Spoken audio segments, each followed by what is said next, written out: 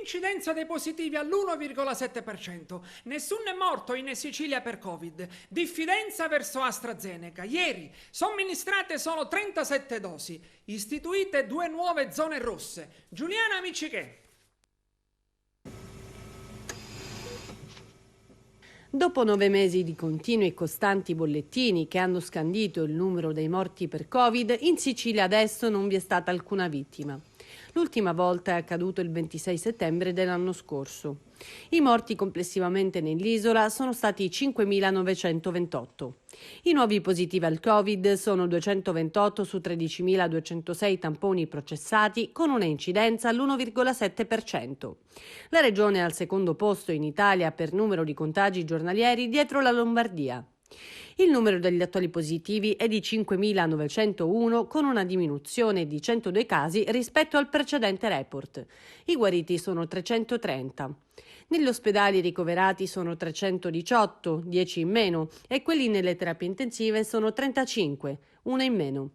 Ecco la distribuzione dei nuovi casi tra le province. Palermo 37, Catania 76, Messina 2, Siracusa 5, Trapani 11, Ragusa 24, Agrigento 28, Caltanissetta 21 ed Enna 22.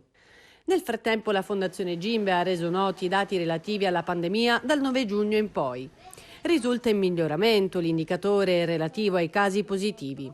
131 ogni 100.000 abitanti, con un meno 10,4%. La percentuale di popolazione vaccinata con ciclo completo è pari al 23,3%, a cui aggiungere un ulteriore 22,6% solo con prima dose. La percentuale di over 80 con ciclo completo è al 70,2%, più un ulteriore 9,9% con prima dose.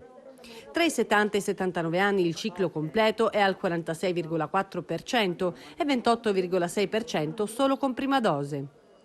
E la fascia 60-69 anni con ciclo completo si attesta al 33,9% e la fascia 60-69 anni con ciclo completo si attesta al 33,9% e al 33,2% solo con prima dose.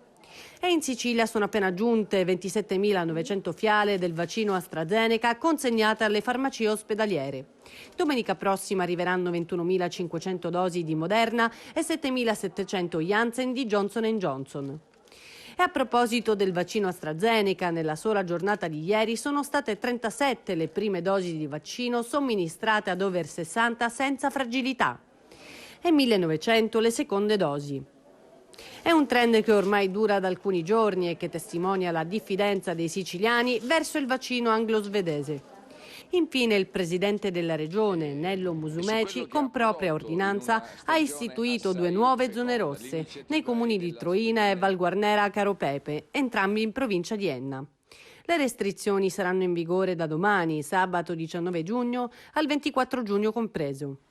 Nella stessa ordinanza si stabilisce anche la proroga di zona rossa fino al 24 giugno per il comune di Aidone, sempre in provincia di Enna.